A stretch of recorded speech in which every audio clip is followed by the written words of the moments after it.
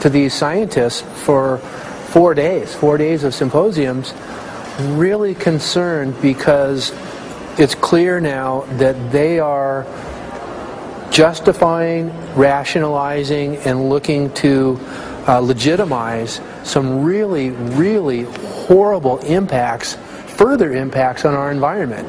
And they're basically formulating the sales strategy and the implementation and oversight strategy and the funding strategy.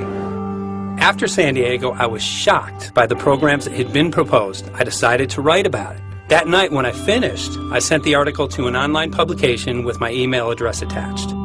When I woke up the next morning, my inbox was flooded with responses from around the world. Why? Because I had just broken the story on aluminum in geoengineering models, which I had no clue at the time that very few people knew about. Now this metal, aluminum, is being found in massive quantities way above normal levels all over in rain, in soil, and in snow.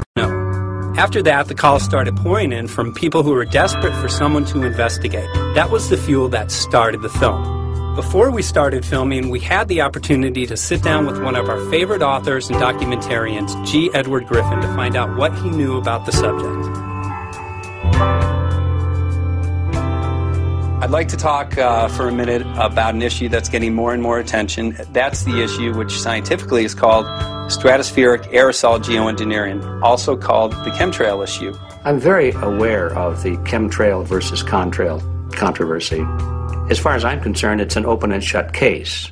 I have been watching the development of jet travel from its very beginning. I used to live near the Los Angeles airport. Remember when the first jets came in and landed? Man, they made a big noise. We never heard a noise like that before. And we used to go down and sit at the end of the runway and watch these jets come in and take off because it was a novel experience. I've been watching jets all my life, and I know about jet contrails. I've watched them. They're vaporized moisture, ice crystals, and they get out there in the atmosphere, and then they effervesce and evaporate and then disappear, and you can see them. The plane moves along, and the little white trail follows right behind it, and usually about 10 or 20 lengths of the plane or thereabouts, and then it's gone. And you can still see them that way, by the way, once in a while. So there goes a contrail. These other things we're talking about are not at all the same phenomena at all. These planes go by, and they billow out this white smoke, and it covers the sky from horizon to horizon. It doesn't dissipate at all. And they crisscross each other, and you see this thing cover the sky and turn it milky, and then people start having trouble breathing, and then you hear stories about the aluminum and barium deposits that they're picking up and the residue. And you put it all together, and I don't see how anybody who's got their eyes open and their mind open can come to any other conclusion but that somebody is spending a lot of money and effort to spray the planet. The question is, why? I have my own theories, but I hope that there will be some good investigative reporters go out there and get us the answer. I know that whenever it's finally discovered, and it will be, the people who are doing it will undoubtedly say, oh, well, we did it for you folks. It's for the greater good of the greater number. It's for the society. It's probably to prevent global warming. Or maybe it's to inoculate people against some kind of a dreaded biological attack. We can't go around shooting everybody in the arm, but we can spray them and save their lives. You see how good we are? We're doing it for the benefit of society. I know they're going to, whatever it is, they're going to say it was for your good or mine. Think if we had the ability to steer hurricanes, and the hurricane was going to slam into New Orleans.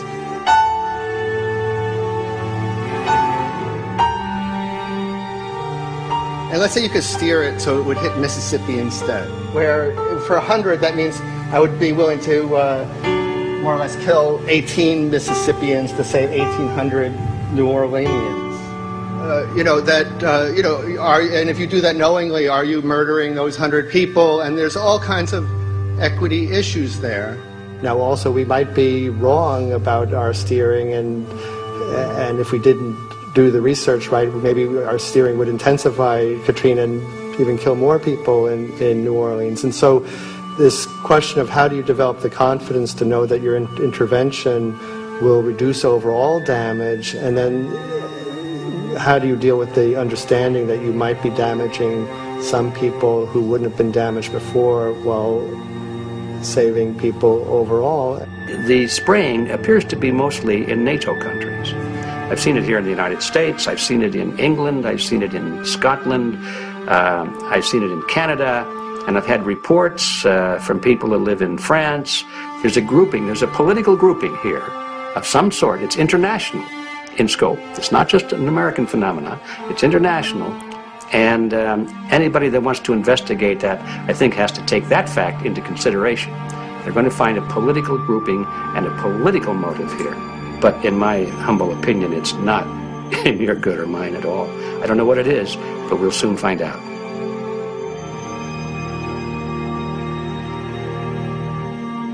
I'm sure that if you follow the old advice, which is follow the money, you'll come to the answer sooner or later.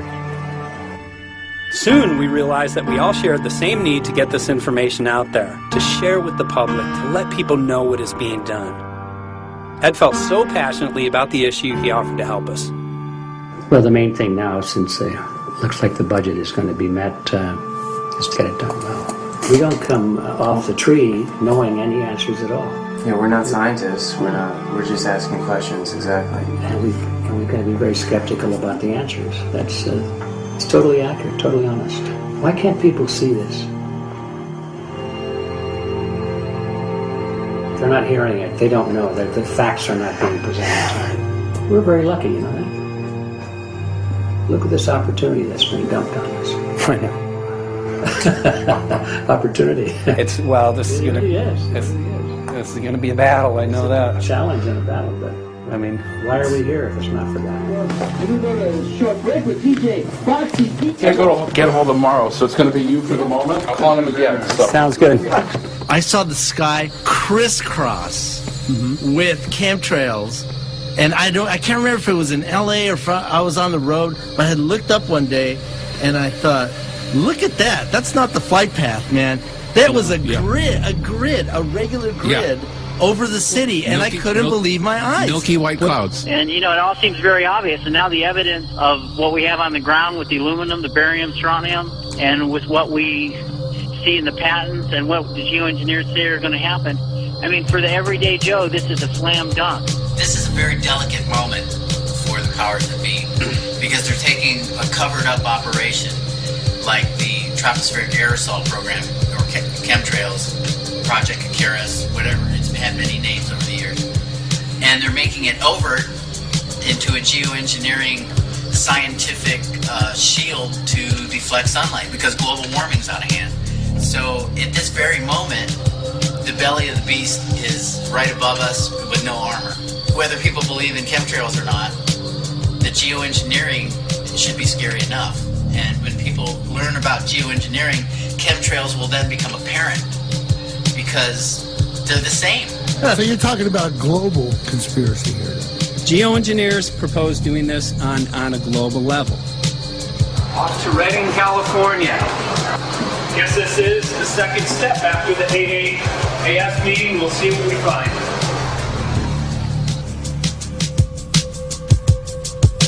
Right here in Northern California at Dane Wigington's house. He owns over 2,000 acres overlooking Lake Shasta. He told me about some of the challenges that they're having up here. Let's go and talk to Dane. We'll see, what's going on his property. We'll see what he's going through, and also what action he's taking based on the test results that he has.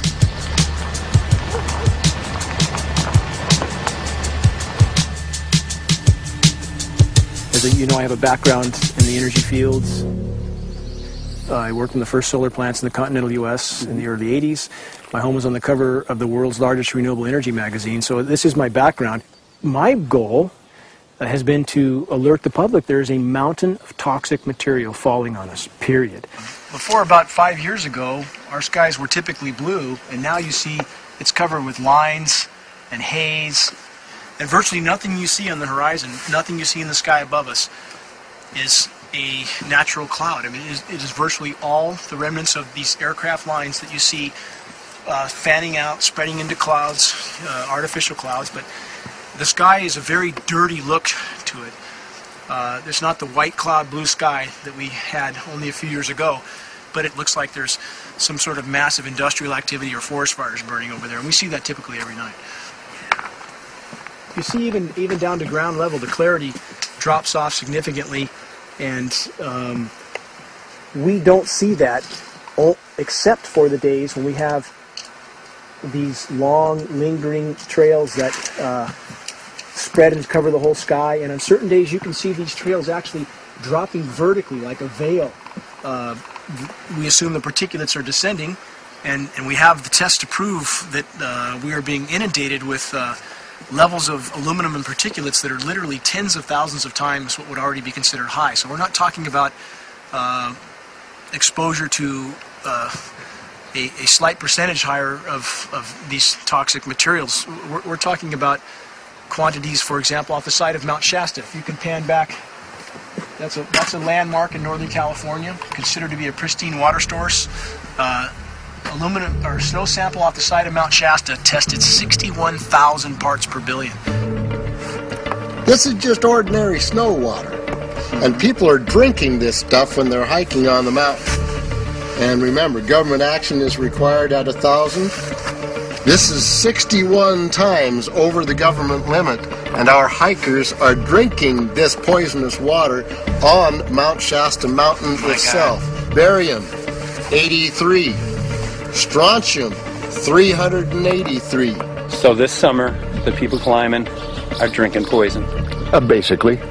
I certainly wouldn't want to drink 61,000 micrograms per liter of aluminum. And again, we've already seen in 5 years soil pHs in this area that have escalated 10 to 12 times, and we can prove that conclusively. Well, this is not speculation. We can prove conclusively that these metals have been in the rain. We have duplicate samples. Bachelor of Science in Forestry, International School of Forestry at Missoula. Master's in Zoology, specialized in aquatics. And 35 years with the U.S. Forest Service as a wildlife biologist. And before that, several years with the USDA Soil Conservation Service as a soil conservationist. Also have run the botany programs, range and grazing programs. And I continue that today. Right now I do a lot of master gardener consultation work. When I started this garden back in about 2005 or so, the pH here was 5.5, 5.6. This is the old soil survey of the county. You can look at the page right here. This is my soil right here. It's a Dietz 125, 126 here at my house. And here, the soil reaction pH should be between 4.5 and 6.0. And over there in the pure mud, it's even a little darker. It's 6.8 right there. And what can this do to plant life and ecosystems?